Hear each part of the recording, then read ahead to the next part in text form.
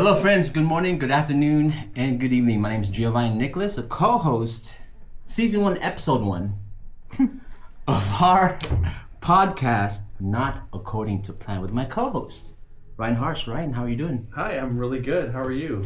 You know, just rocking out. Okay. So we have a very special guest again. This is our first ever episode of our SPEDcast, Special Education Podcast. But before we get to our special guest, tell us about what you're doing and what you're up to, Ryan. Oh, okay. Well, I'm up to I'll be giving a presentation next month at the ADR conference. Nice. In Riverside, March 20th. Nice.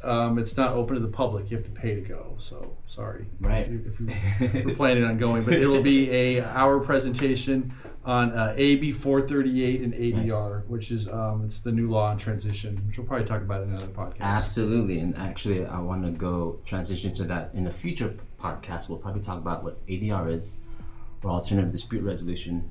I heard the program specialist there is awesome. Okay. Which is me. Oh, okay. that was me. I did not hear that. Cut that. I heard other things. We're like, who's that? Yeah, I saw your face. Like, who is he talking about? That would be me. Okay. I'll let management know. Anyways, now our first ever guest here for our special education podcast, Not According to Plan, is Lauren Martin. Lauren, hi. Welcome so much. Welcome to our first podcast. Thank you so much for joining us. How are you doing? I'm doing good. I'm really excited to be here. I'm actually going to be at that ADR conference, so I'm going to go and watch you. I heard there's a very special program specialist. Yeah, I heard. Yeah. Right. No, I think we're full. I'm in the presence of greatness. I think we're at capacity. Before we get to ESY, because that is our topic of the day, tell us a little bit your background, why you chose special education, why Montevideo, and why do you love doing what you're doing? Oh, yeah. So I've been in education ever since I was 18. I started off as an avid tutor, but in high school I was president of Best Buddies, so I really knew I was called to work with this population. I thought that I was going to go more the school psychology route, but then I ended up, becoming a teacher. I've worked as a one-to-one. I've worked as a substitute teacher. I knew that that's what I wanted to do. So I taught for, I think, 7 years, and then I came up to the department, and then this coming school year is going to be my 8th school year within the department. So I really love what I do. So I do a lot of different things, though. It's Mod Severe, third party, and ESY. Nice. Yeah. And we love working with you. So thank you. I love working with you guys, too. It's been a long time. So we're going to go ahead and jump in to the question, ESY. First and foremost, what does ESY stand for? It stands for Extended School Year. Nice. Yeah. Okay. So how would you explain ESY to a parent who has never heard of the term before? So extended school year is literally just that. It's an extension of the student's school year. And really when IEP teams are determining if it's appropriate for a student, it really comes down to two things, regression and recoupment. So case managers should be collecting data right before students are going on natural breaks. The longest natural break that we have in a school year is typically Christmas, so 3 weeks.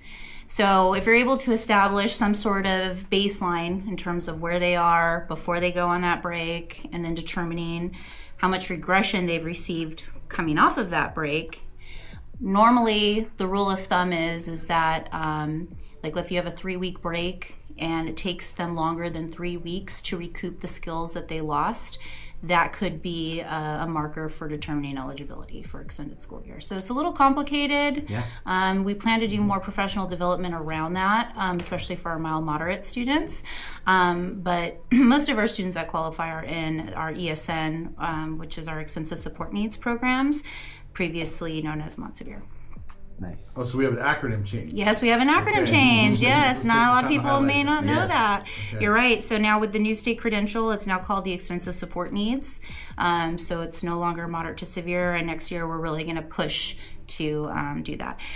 I still, on my name tag, it says severely handicapped. Right. So we barely, I felt got into the swing of the mod severe terminology, and now we're changing it now to ESN.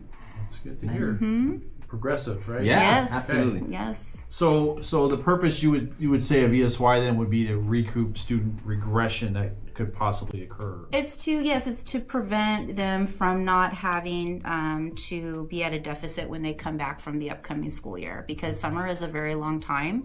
So if we know that it takes them a long time to recoup skills, them being in an extended school year is only going to serve to help them and prevent regression. Okay. Yeah. So would that be the same as summer school, or is It's not. Can you Yes. tell us a little bit more about, like, let's say I'm a principal and I'm going to have ESY on my campus. How can I differentiate that from my summer school programs? Yeah, so when I first took over ESY, this wasn't a thing because we did not have summer school programs. Now, since we came back from the pandemic, they did introduce summer school, and they are continuing to do that even this school year.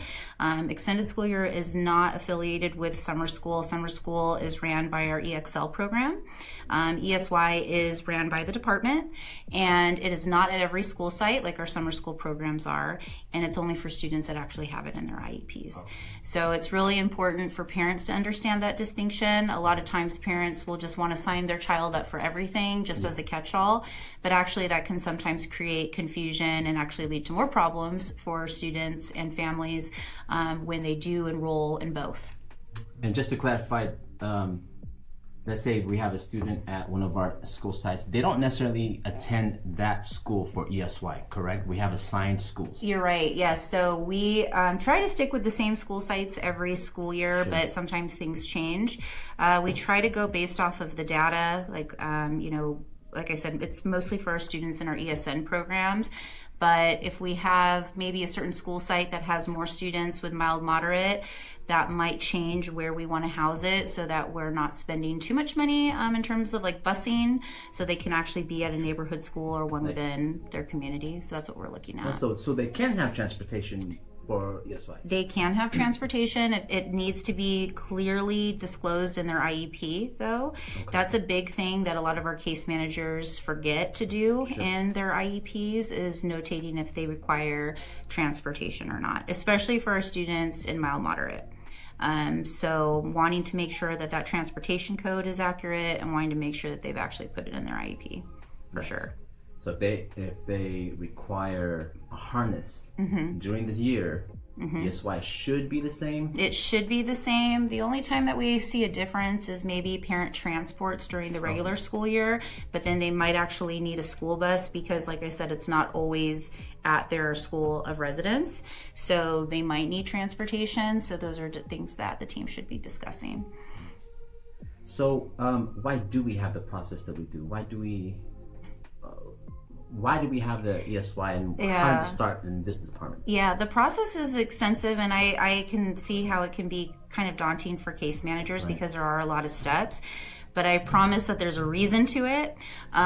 If we were to go based off of what's actually in SACE, we have over 1,000 students that have ESY in their programs. And since I've taken over the program for the last 6 years, we really only have anywhere between 400 to 500 that we actually enroll, and then maybe we end up with 300 by the end of an ESY term. So if we were to plan for 1,000 students, that just wouldn't be fiscally responsible. And we've had times where we've done that, gone based off of slowly on the data and IEPs, and it led to over ordering and spending. Tell us more about that. Like, so we can't spend X amount of dollars for 1,000 students? No. It's with anything, it's these services that our students need definitely have a price tag attached to them, and I definitely take that role very seriously. Absolutely. I don't want to overspend because those dollars can be spent on other things for students.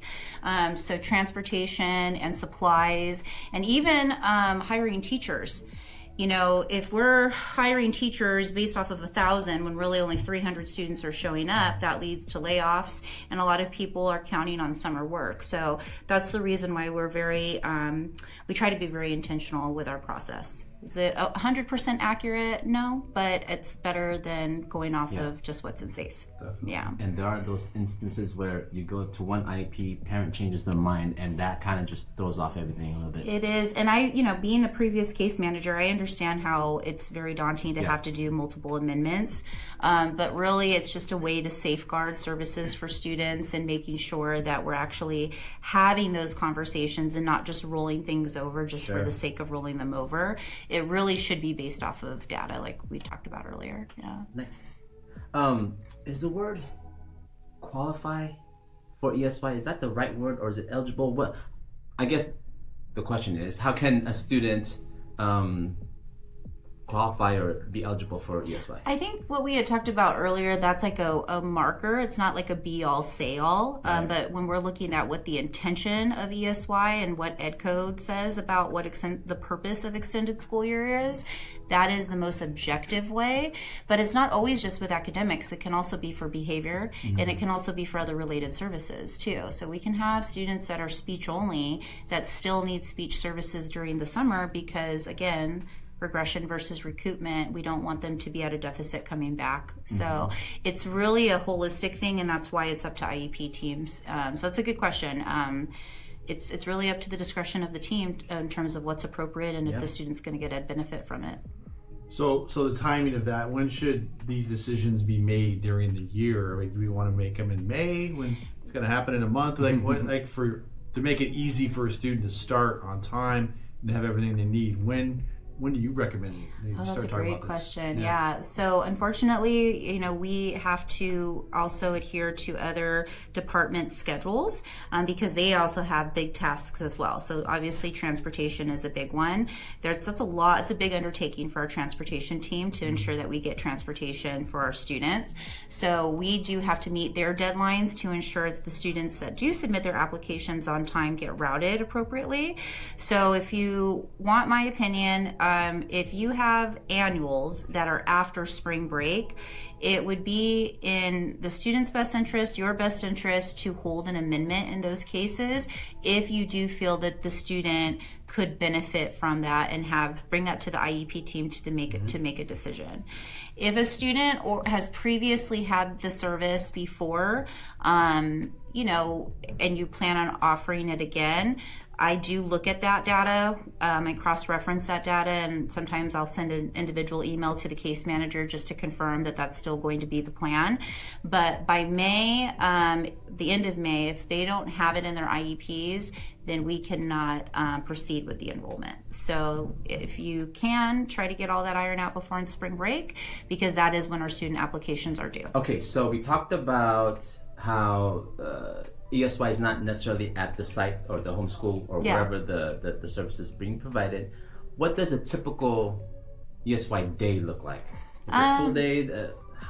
It's not. No, so it's only 3 hours, and the way that it should be written in the IEPs is it should be 180 minutes for 20 days yearly. That's how SACE Task Force has asked that you document those services within the IEPs and all related services as well.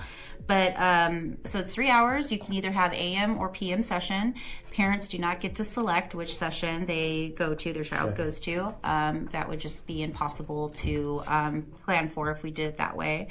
So we try to ensure that the students are, assigned by grade level, and they're at a school site that has the appropriate furniture, that, in a classroom that has all of the materials that they would need. And so a typical session is if they get off the bus, they get them off the bus in the morning.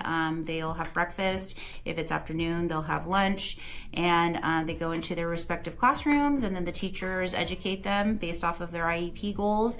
A lot of our lead teachers will plan really cool summer activities, like a water day is a really big popular one. We've had one lead teacher that partnered with the fire department, and they brought out their fire truck, and they had a little information meeting about different community helpers, so that was really cool.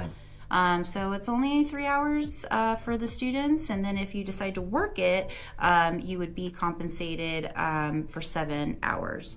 So it's a nice gig for teachers. We're the only ones that pay per diem. If you're working summer school, I believe it's just extra duty pay. So it's a nice chunk of change if you want to work. How many days is ESY? It's 20 days. What kind of services are you said earlier, things like behavior. And so in the IEP, there's like related services. Students might get IIS, which is one-to-one. Yeah. So can you tell us really quick about like what services would be provided, what services may not be provided? Yeah, no, that's a great question. So just because a student gets something during the regular year, that doesn't necessarily mean they automatically get it during ESY. And one thing that the related service providers always want to stress to case managers is that if we are going to offer any related service like APE, speech, anything like that during ESY, that should be something that they're able to give their input on and data to support that decision, and they should be the ones that are actually adding that to the actual IEP. A big thing that we see is students that have a one-to-one during the regular school year. A lot of case managers will inadvertently forget to add that service for ESY. I know because I deal with the one-to-ones that obviously if they need it during the regular school year, they're going to need it during ESY. But in order for us to properly document that and justify the funds like for that service, we need to make sure it's memorialized within the IEP. So again, like that's a big thing to remember, that you need to have those discussions in your meetings and make sure they're documented in the right place. As you know, we have social media. So we have social media questions coming in from Instagram, Facebook, Threads, and MySpace. MySpace. Yeah. Really? Top five songs on MySpace.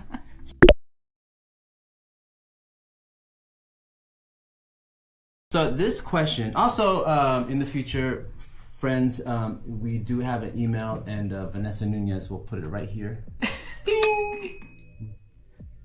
Okay, so here's a question from somebody at Instagram. His name is CrossFit Carlos. Oh, I know CrossFit. CrossFit Carlos, man. Yeah. You should check out. He's a legend. Very intimidating. Very. Can we put his chat GBT image, insert? Yes. Question from CrossFit Carlos. He says, how can parents prepare for an ESY discussion during IEP meeting? Good question, CrossFit. Oh, that is a good question. Yeah. How can a parent prepare? Ooh. Or what should a parent know, maybe, going into it if ESY comes up? If ESY comes up, I think it's just, again, really important to know what the purpose of ESY is. It's not daycare, right? It's like supposed to be very intentional, and again, it's intended to support them with their IEP goals and making sure that they're not coming in to the upcoming school year at a deficit. So it's actually kind of good news when the data is showing that they don't have that level of regression, and it doesn't take them as long to recoup skills lost, because even a general education student is going to regress during those types of breaks, right? It's really just about like how long does it take for them to regain those skills. And if the IEP team is not seeing that, that's actually kind of a positive thing in some ways. So that would be, I think, the best way to answer that question. Yeah. And I know CrossFit's questions about the parents, but really, I'm gonna have to talk to him. That was pretty good. That was a very insightful. You got me stumped. But really, the IEP team should pose that to the parent. Here's what ESY is. It should be a conversation at all of your IEPs for sure. And this is not to look down upon parents, but they may not know what ESY is. No, they don't. It's up to the IEP teams to make sure they go over each part. I mean, Ryan and I talk about this all the time with ITPs too. Like that is, sometimes it's an overlooked part, but it's a very important discussion that we should always be having. So what if ESY is discussed in a meeting and it's denied, or the parent disagrees? What should the team do then? We would hope that we would hope that we would be able to let the data speak for itself, and it could be phrased in a way that, like I said, that it's positive for the student. And if the parent doesn't agree, then it would just be like with any other thing, right? If then we would refer it to our alternative dispute resolution team, and then they would try to handle that decision in-house. And if not, we have other avenues, but that's typically what it would do, but just like with any other part of the IEP. Here's an Instagram question from There's a lot. Kit Kat Catherine. Oh, okay. Kit Kat Catherine. Kit Kat Catherine. When are families notified about ESY decisions? Decisions or when, like, information? Information. Okay, so we try to let the families know as soon as possible. So normally it's around the middle of May. And again, the reason why we do that is because unfortunately, we get a lot of late ads. And so the more late ads we get, the more changes logistically we have to pivot. So we don't want to ever give a family information that we later have to retract. So we sometimes have a lot of teachers that'll change their mind about working or the site. We've had problems with sites before where they've had like water damage and we had to close the entire school. So it's just, we want to make sure that we're giving the families the most accurate information as timely as possible because that once it goes out into the world, it's really hard to bring it back in. So that's when they can expect it. Yeah. No, do we have any other calls or Here's one. live callers? Here's one.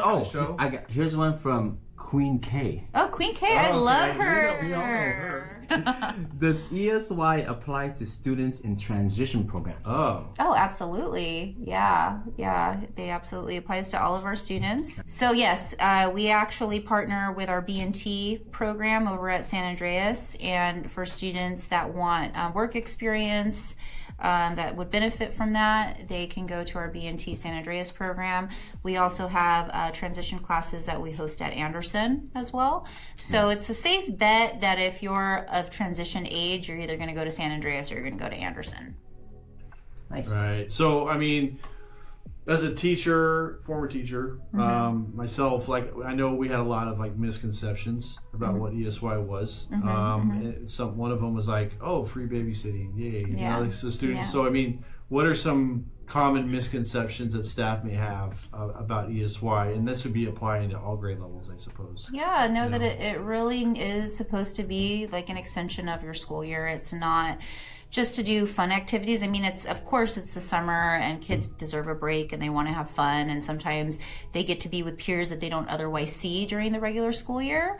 But I think that that's maybe a common misconception, like, oh, they're actually going to be working on schoolwork. They're actually going to, be expected to, do things other than watch movies. Absolutely. And that's the role of the lead teacher too. That's actually when we are interviewing lead teachers, we ask them like how they're able to coach and support teachers that might have those preconceptions of what ESY is, and that, we're not really doing a lot of classwork. So you're saying that let's just say, if you're a high school student and you're in ESY, are you getting credits towards a diploma? No, you're not. Okay. Yeah. So if I was a mild, because it sounds like a lot of students in this program are going to be in ESN, correct? I mean, not all of them, but yes. So if there's a mild to moderate student and they have ESY in their IEP for one reason or another, how does that look? Like, why wouldn't we refer them to credit recovery or to summer school instead? Well, I mean, a lot of times if they don't require credit recovery, then I know that they wouldn't be eligible. I did, and don't quote me, but I do know that the EXL team for summer school, that was feedback that they got, was like, hey, a lot of our high school students want to take advantage of being able to have that summer school experience, but at high school, the only thing that was available to them was credit recovery. And what happens if I don't need credit recovery? Right. So I do know that they are looking to address that this school year, and my understanding is that they will have an option for high school students that want to have a summer school experience and take advantage of activities that they do. So yeah, that would be... does that answer your question? Absolutely, okay. Yeah, because that would be a big question that I would get from, I service high school, so a lot of them are like, well, I have a student in mild to moderate, but sometimes they don't even go to their high school, right? They go somewhere else. And that's another thing too. We have very few students at that age level that are in mild moderate. We even have occasionally a couple RSP students, and normally that class we end up closing because they're not typically they're not housed at a comprehensive high school. They're typically housed at Anderson, and they have a grade span between 7th and 12th grade. And so a lot of times, it's the student will just opt out of that. Yeah. But they still have another IEPs. Parents will still enroll them. Sure. And then we still have to plan for them. Okay. But is it the most appropriate? It just depends. Yeah. We have to have that discussion. Yeah. So Lauren, I'm gonna ask you a few more closing questions about ESY. Okay. After that, we're gonna do something fun. Some rapid questions about you. Oh, okay. You ready? All right. Question number one we're gonna stick with ESY. What is one thing you would like every parent to understand about ESY? I think we kind of hit upon this already. We did. I think what I would like just people in general to know is just that it is a really big undertaking, right? And so a lot of the decisions that we make, there really is a rationale as to why we do it. I think the biggest parent complaint that we get is that we don't allow ABA providers to provide support during that time. Typically during the regular school year, it is left up to administrators' discretion, but for ESY, that is something that is run by the department. And so the department stance is that we have an abundance of staff, right, and they can meet the needs of their child. So that's probably the biggest thing that I would want parents to know, because that seems to be the biggest complaint. Another one is the sessions, right? I want AM session versus PM session. Just that just logistically sometimes is just not appropriate for their child, even because if I move them into a PM session and your child is in first grade and I only have a 6th grade option, is that going to be appropriate instructionally for your child? Probably not. So those are things that I would hope parents would, understand. Yeah. And in your own words, why would it's like I'm interviewing you here. Yeah. In your own words, why is ESY, or what do you think ESY is? Why is it so important in terms of special education as a whole, like on the services we provide? I think it's because for students that it's intended for, we spend so much time in a given year working on specific skills, right, that sometimes some students can grasp a lot faster than others, right? But the fact that they've made that progress is huge, and then for them to potentially lose it over the summer break is heartbreaking, right? So it's an opportunity for them to be able to continue to work on and make progress towards their goals. So I think that's amazing for our kids. Yeah. Do you have any final advice for families, teams, teachers preparing for the summer? No, I think it's just, just being very honest with the case managers if you do plan to send your child or not, just like I said, so we can plan accordingly and we can make sure that all the services for your child are in place starting day one. And then for case managers, just, reaching out to your point of contact if you still don't have a true understanding of what you should be discussing in IEPs to determine if a student qualifies for ESY, and then also for the process, if they're not sure how the process works, to just be honest, and we're willing to help. All right. Yeah. Are you ready for the rapid question? I am. I'm excited. Question number one. No pressure. No pressure. What book are you reading currently? Oh, I knew you're so mean. Book or article? You're so mean. I don't read. I said an article. Gio, I feel like you're setting me up for that. So they make us. No. Who's this they? No. We do have to participate in a book club, and I actually bought the Audible of the book so I could actually engage, because I don't have a lot of time to read. Thank you. I'm doing my taxes this weekend, so okay. But I guess I can say we're reading. Well, we just finished the Dare to Lead book. Oh, nice. But in terms of reading for fun, That's I tried. not fun? No. It was here. Who's this they? I learned a couple of things from it, so I'm very glad that management forced us to read that. So no, I think it was good.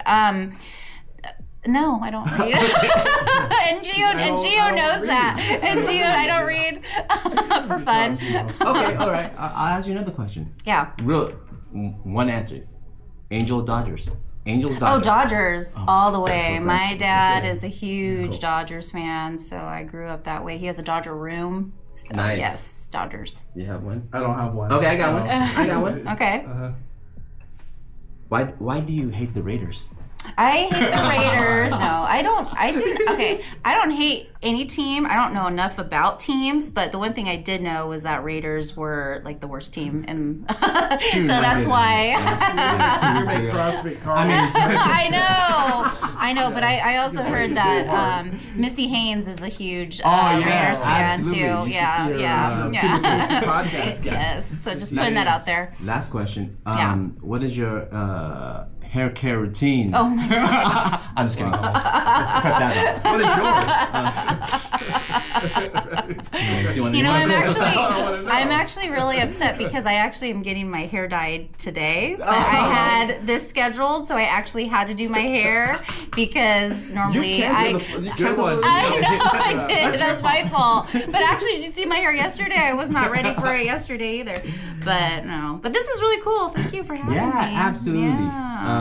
Thank you, friends, and thank you, Lauren, for having us, for joining us for our very first episode. And hopefully that I know our teachers and our families will learn from this podcast, and we're gonna have more. I'm excited for you guys. What do we have coming up? So we have coming up, we're gonna interview our legal liaison.